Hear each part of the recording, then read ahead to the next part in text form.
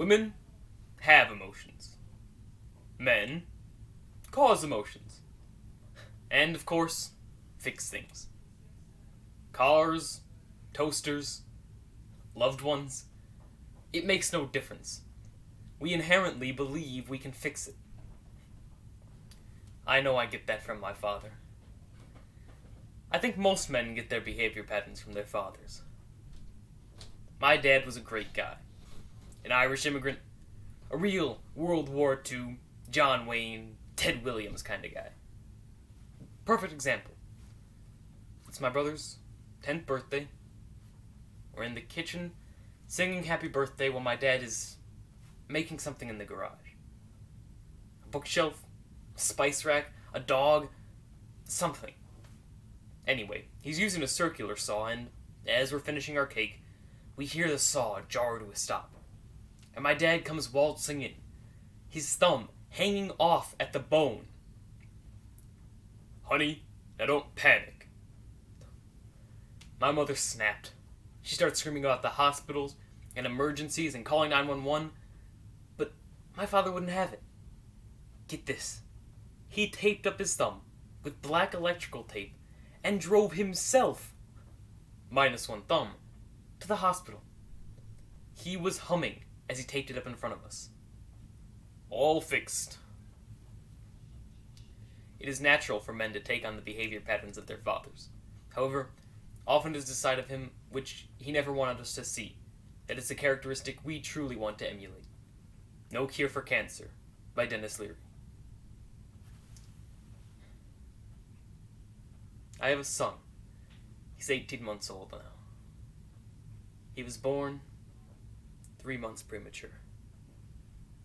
2 pounds when he was born. About the size of my hand. Tiny. Every day, I would go to the hospital and sit next to the machine he was in, this techno bed, and pray. Please, God, let him get better. Please. And he does. He's home for about a month when we take him back for his next checkup. The doctor looks him over and says he's A-okay. He's gonna be fine. And as soon as I heard those words, it was like a macho button snapped back on in my head, and I was transformed. Of course he's gonna be fine. He's my son. Nothing to worry about, certainly nothing to cry about. I've still got my thumb, after all. My dad was a tough act to follow. He was in Vietnam. Couldn't even talk about it. Not that he talked about it much. Tough guy. Real man. No need to talk about feelings. But I did see him cry once. He doesn't know I caught him, but I saw him. Tears welled up in the corners of his eyes. But then, as if through some sort of sixth sense, he knew someone was there. So, he choked him back, coughed, and was done. My mother had just lost a child. Hell, I was only 8. I cried like a little girl, but Dad?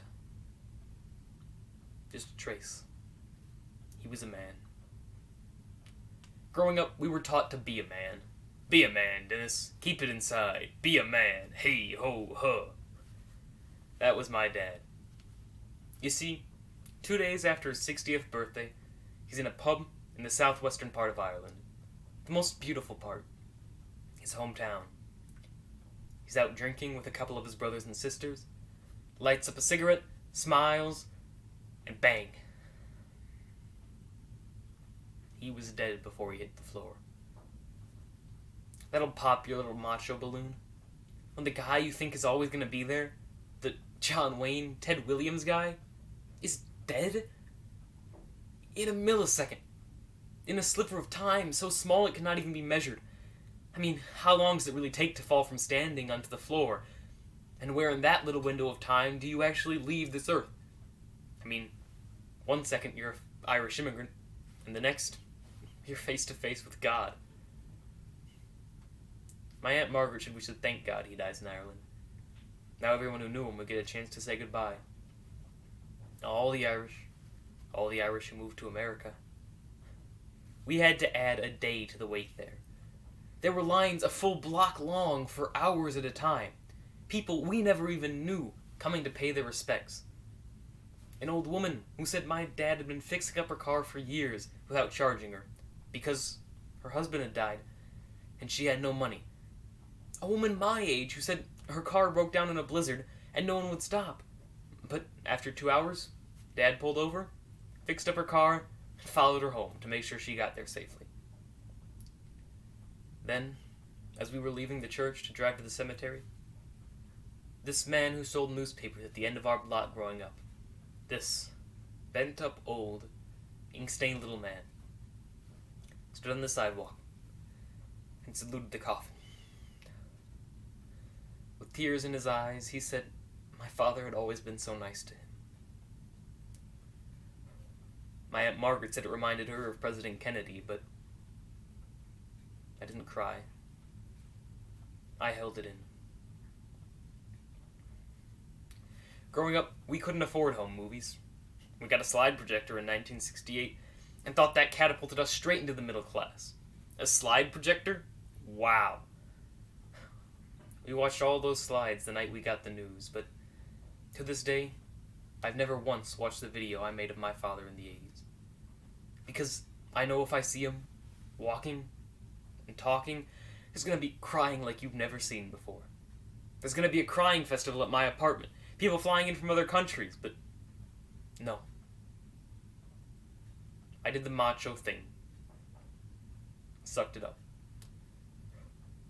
I did the Irish macho thing and held it all in.